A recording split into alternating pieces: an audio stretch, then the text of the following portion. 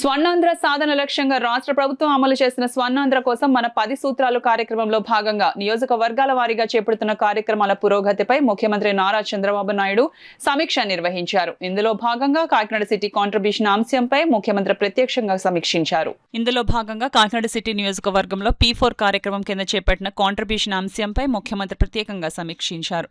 కాకినాడ నగరపాలక సంస్థ కార్యాలయం నుంచి శుక్రవారం నిర్వహించిన ప్రత్యక్ష జూమ్ సమావేశంలో కాకినాడ సిటీ స్వర్ణ నియోజకవర్గ విజన్ యాక్షన్ ప్లాన్ విభాగం chairman city MLA Vanamadi Kondababu పాల్గొన్నారు. ఈ సందర్భంగా ముఖ్యమంత్రి చంద్రబాబు నాయుడు ప్రజాప్రతినిధులు, అధికారులు, నాలెడ్జ్ పార్ట్నర్లతో P4 కార్యక్రమం కింద చేపట్టిన కాంట్రిబ్యూషన్, దాని అమలు తీరు, ఇప్పటివరకు సాధించిన పురోగతి తదితర అంశాలపై వివరాలు తెలుసుకున్నారు.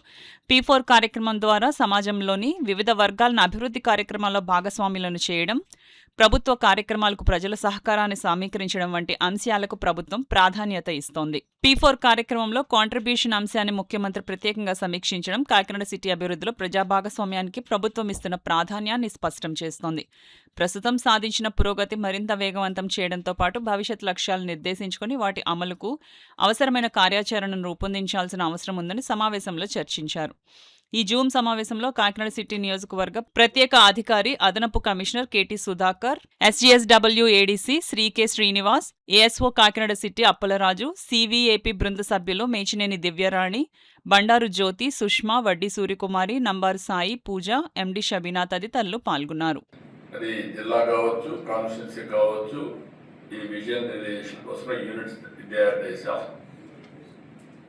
ఇంకొక పక్కన ఈ విజన్ యూనిట్స్ కి ఇంతవరకు ఎప్పుడూ లేని విధంగా ప్రజాప్రతినిధుల్ని అందులో రోల్ కల్పించాం.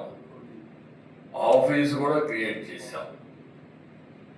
ఎక్కడైతే కాన్స్టిట్యున్సీ లెవెల్లో ఆఫీస్ లేకపోతే ఆఫీస్ కూడా క్రియేట్ చేశాం. ఆఫీస్ క్రియేట్ చేయడమే కాకుండా అధికారులు, అనధికారులు, ప్రజాప్రతినిధులు, అధికారులు కలిస్తే ఏ విధంగా చేయగలుగుతామనేది ఒక మోడల్ కూడా క్రియేట్ చేశాం. పొలిటికల్ మేనేజ్మెంట్ పాలిటీషియన్స్ చేస్తే డెలివరీ మెకానిజం ఆఫీసర్లు పర్ఫెక్ట్గా చేస్తే ప్రొఫెషనల్ వ్యక్తి బయట ఏం జరిగిందో కూడా తీసుకొచ్చి దీనికి వాల్యూ అడిషన్ కానీ దానికి ప్రొఫెషనలిజం అప్రోచ్ ఇవ్వగలిగితే నాలెడ్జ్ పార్ట్నర్ కూడా ఎక్కడికక్కడ వాళ్ళ కాలేజీలో కానీ ఆయనకుండే నాలెడ్జ్ కానీ ప్రాపర్ షేప్లో పెట్టి ఇది ఇంకా ముందు తీసుకోవడం కోసం ఇంతవరకు academic institutions we are not making them partners in development. ఇప్పుడు వాళ్ళు కూడా తీసుకొచ్చాం. ఇక్కడ ఇవన్నీ తీసుకొచ్చిన తర్వాత మీరు గుర్తుపెట్టుకోవాల్సింది చాలా సిస్టమేటిక్గా ఆల్ యూనిట్స్ని ఇప్పటికే ట్రైనింగ్ అవన్నీ కూడా చేసి కొంతవరకు చేశారు.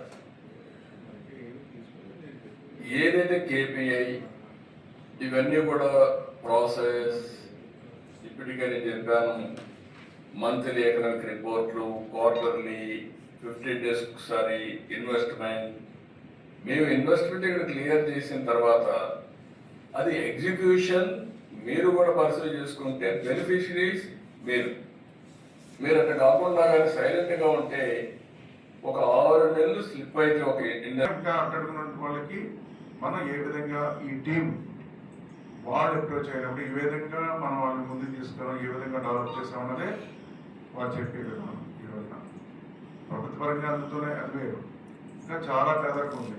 ఆ పేదరికం ఉన్నవాడు మనకి అప్రోచ్ అయిన తర్వాత వాళ్ళు ఏ విధంగా ముందుకు తీసుకెళ్ళామన్నది అదొక పాయింట్గా చెప్తున్నారు. అయినా అది కూడా మనం పరిధిలో తీసుకోవాలి. 2, ఆల్ డిపార్ట్మెంట్స్ ఉన్నాయి. ఇప్పుడు మనం చెప్పినట్టుగా మన DC గారు, సుధాకర్ గారు చెప్పినట్టుగా వాటర్ సప్లై ఉంది, ఎలక్ట్రిసిటీ ఉంది, పక్కన అన్నా క్యాంటీన్లు ఉన్నాయి, మన ప్రభుత్వ ఆసుపత్రులు ఉన్నాయి. ప్రభుత్వ పరంగా పనిచేసే శాఖలన్నీ కూడా పర్ఫెక్ట్గా వర్క్ చేస్తున్నా లేదా అన్నది మనం కేవలం శానిటేషను ఇదో మన మున్సిపాలిటీ చూస్తున్నాం. కానీ మన సెక్టర్ హెల్త్ సెక్టర్ ఉంది, ఒక పక్కన యానిమల్ హస్బెండరీ ఉంది, ఇంకా అన్నీ చాలా ఉన్నాయి.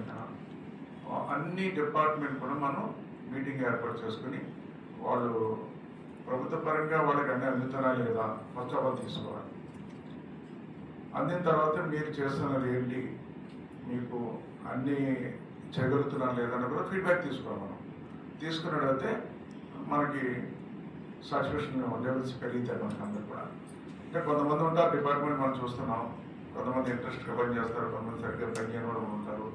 ఇలా రివ్యూ చేసుకోవడం వల్ల వాళ్ళని యాక్టివ్ చేయడానికి కూడా అవకాశం ఉంటుంది. కాబట్టి మనం ఆల్ డిపార్ట్మెంట్స్తో కూడా ఒక మీటింగ్ ఏర్పాటు చేసుకోవాలని, అది కూడా డేట్ పెట్టుకున్నట్లయితే మనం ఆ డేట్ పక్కన మీటింగ్ ఏర్పాటు చేసుకుని ఇన్వాల్వ్ అవ్వాలి. మీరు అందరూ కూడా ఈరోజు మీరు కూడా ఇన్వాల్వ్ అవ్వాలి. ఆల్ డిపార్ట్మెంట్స్తో ఇన్వాల్వ్ అవుతేనే మీకు అన్నీ తెలుస్తాయి. తెలియడే పోకుండా అక్కడైనా లోపాలు ఉన్నా సరి చేసుకోవడానికి అవకాశం ఉంటుందని మీకు కూడా విజ్ఞప్తి చేస్తున్నాం. అంటే మీరు కూడా ఈరోజు మనం వెళ్ళే కార్యక్రమాలు కూడా ఇన్వాల్వ్ అవుతుంటారు. ఇన్వాల్వ్ అయినప్పుడు మన ప్రభుత్వ పరంగా చేసే కార్యక్రమాలు పర్ఫెక్ట్గా జరుగుతున్నాయా లేదా, ఏదో ఓపెన్ చేసి వచ్చేస్తాం. ఓపెన్ చేసి వచ్చిన తర్వాత మనం అనుకున్నట్టుగా ఫెసిలిటీస్ ఉన్నాయా లేదా అన్నది కూడా చూసుకుంటున్నాం. ఓకే, ఆ విధంగా నెక్స్ట్ మీటింగ్కి ఆల్ డిపార్ట్మెంట్స్ మీటింగ్ ఏర్పాటు చేసుకునే డేట్ కూడా నేను ఏమనుకున్నా అంటే 1వ తారీఖు ఉంది కాబట్టి నెక్స్ట్ 1వ తారీఖు ఇచ్చినప్పుడు మనం పెన్షన్ ఇవ్వడానికి కంపల్సరీ ఉంటున్నాం. అదే రోజు మార్నింగ్ పెన్షన్ ఇచ్చుకుంటాం కాబట్టి ఈవినింగ్ 4 o'clockకి ఆల్ డిపార్ట్మెంట్స్తో మీటింగ్ ఏర్పాటు చేస్తే మనం అటెండ్ అయ్యి అక్కడి నుంచి మీరు రేపటి మీటింగ్ ఇవ్వాలి అందరితో.